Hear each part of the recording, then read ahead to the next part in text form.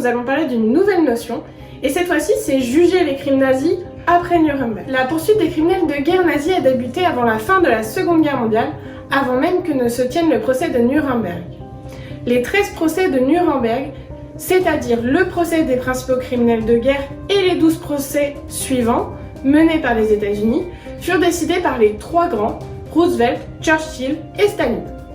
En novembre 1943, les trois dirigeants signent la déclaration de Moscou, base des procès de Nuremberg, qui prévoyait notamment que les criminels de guerre ayant commis des actes criminels à un endroit précis devaient être extradés vers le pays concerné et jugés selon les lois de ce pays.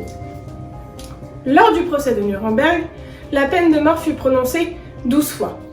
Contre Martin Bormann, par contumace, Hermann Göring s'était donné la mort avant l'exécution, Hitler, Goebbels et Himmler s'étaient suicidés bien avant. La réclusion à perpétuité 3 fois et des emprisonnements plus légers 4 fois. 3 accusés furent acquittés, Albert Speer et Rudolf Hess, seuls à purger entièrement leur peine, respectivement 20 ans et perpétuité. Tous les autres furent libérés au plus tard en 1958.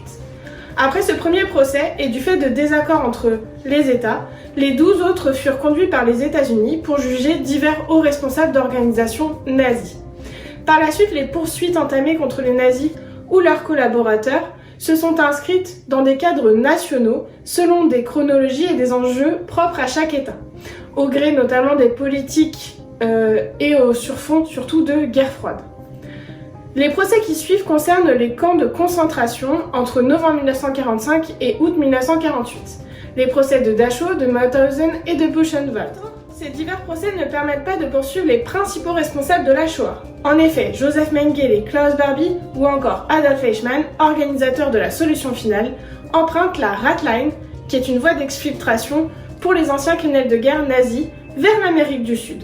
Ces derniers sont aidés par le CIC, le contre-espionnage américain, qui a eu recours à leur service entre 1945 et 1949 dans le cadre des débuts de la guerre froide. Dans les années 1950, la dénazification en RFA et en Autriche s'arrête, comme les poursuites judiciaires dans les autres pays.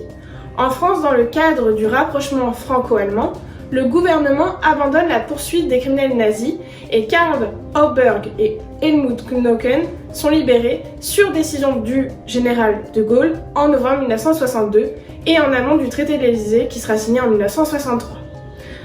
Pourtant, au début des années 1960, un changement s'effectue. Eichmann est enlevé en Argentine par les services secrets israéliens et il est jugé à Jérusalem avant d'être condamné à mort en 1961. Face au retentissement international, le procès de Francfort, dit procès d'Auschwitz, en décembre 1963, marque aussi un tournant décisif dans la mémoire de la Shoah et dans le rapport de la RFA avec son passé. Plusieurs autres procès concernant des hommes ayant opéré dans les centres de mise à mort sont organisés en Allemagne. Se succèdent notamment les procès de Belzec, de Sobibor, ainsi que celui de Treblinka, et enfin celui de Majdanek. La convention juridique franco-allemande, signée en février 1971, est ratifiée en 1975. Cette dernière, elle permet de mettre fin à des vices de procédure judiciaire. En effet, les criminels de guerre nazis qui ont été jugés en France par contumace, c'est-à-dire ceux qui ont été jugés sans être présents à leur procès et qui n'ont jamais purgé leur peine, pouvaient continuer à vivre tranquillement en Allemagne sans être inquiétés par la justice allemande qui ne pouvait les poursuivre. Sous la pression des victimes, de l'opinion publique et surtout des militants, et parfois malgré les gouvernements, la poursuite des criminels de guerre s'est accentuée dans les années 1980, notamment sous l'égide des chasseurs de nazis, tels que Simon Wiesenthal et les époux Klarsfeld, qui participent à la relance de la poursuite des criminels de guerre nazis. Les époux Klarsfeld permettent notamment de mettre à jour la nouvelle identité de Klaus Barbie en Bolivie en 1972. Il ne sera expulsé en France qu'en 1983, soit 10 ans plus tard, et jugé en 1987 pour crime contre l'humanité. C'est ce premier procès, en tout cas, qui va lancer la poursuite des criminels de guerre nazis en France.